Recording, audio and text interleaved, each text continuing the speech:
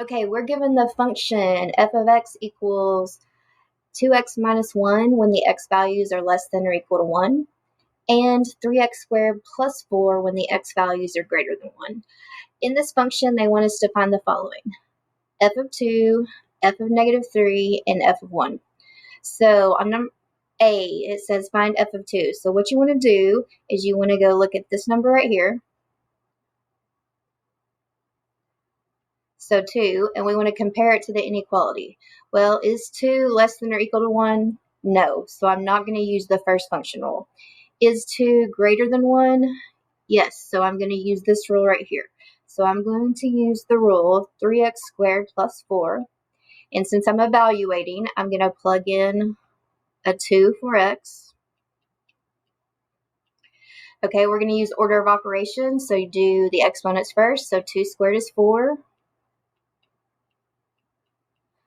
Then we do multiplication and addition.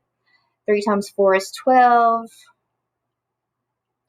And so f of 2 is equal to 16.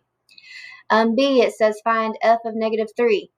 Okay, well then go check the function rules again. You want to compare this to the values.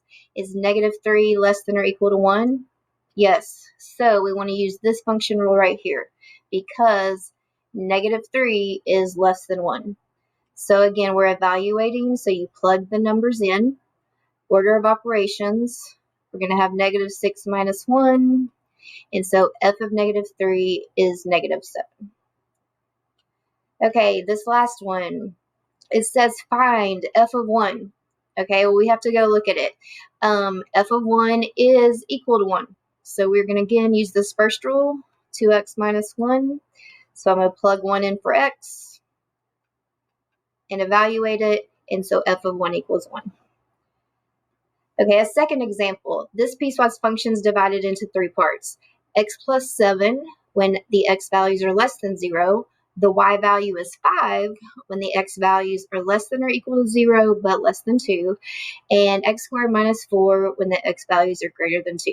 So we want to find the following. H of negative 1. Okay, we'll go look at this list. Is negative 1 less than 0? Is it between 0, less than or equal, x less than or 2, or is it bigger than 2? Okay, well, it's negative 1. So we're going to go use this one right here because negative 1 is less than 0. So we're going to use this rule. So we're going to plug in this. And so h of negative 1 is 6. Okay, h of 5. Well, we've got to compare this one right here. Is 5 less than 0? No. Is 5 between 0 and 2? No. Is 5 bigger than 2? Yes. So we're going to use this function rule. So we plug in and we do 5 squared minus 4. So we want to do the exponents first. And so when you subtract 4, you get 21. Okay, the last one, h of 1. Well, is x less, or is 1 less than 0? Okay, no. Is 1 between 0 and 2?